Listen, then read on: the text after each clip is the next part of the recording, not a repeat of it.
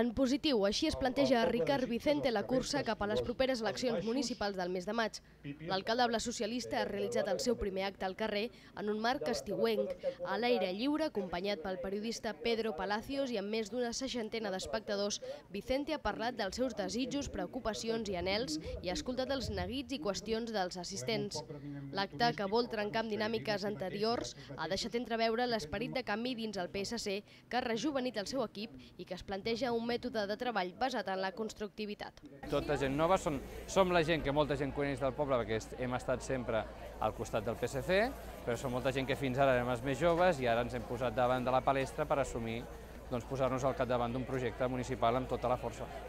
Crec que sóc així, llavors quan poses un lema davant d'una proposta t'ha de vendre, de saber dir el que representa aquella persona.